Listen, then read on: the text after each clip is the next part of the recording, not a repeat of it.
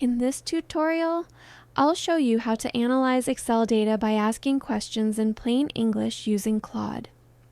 This is useful for product teams, analysts, and anyone working with spreadsheets. Let's get started. Here's our example. Playlist performance data with engagement metrics. You want to do your own analysis and know which playlists are performing best. To open Claude, click the Claude icon in your ribbon, or use the keyboard shortcut for faster access.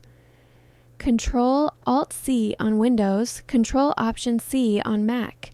The sidebar opens and can access your entire spreadsheet.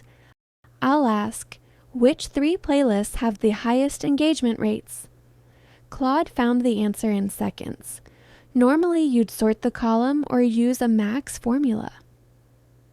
Notice the row numbers.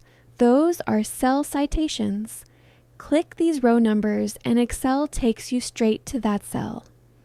This matters when analytics asks where your data came from or finance needs to verify your numbers. Click the citation, show the source. Done. Let's try something more complex. What's the average stream duration for lo-fi playlists compared to all other genres?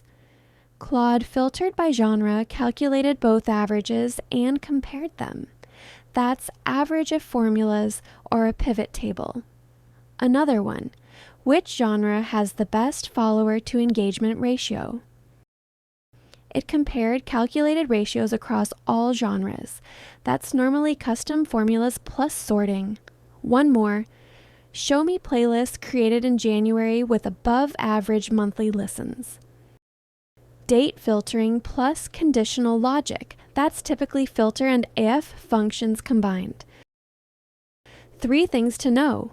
First, Claude in Excel is available on Pro, Max, Team, and Enterprise plans.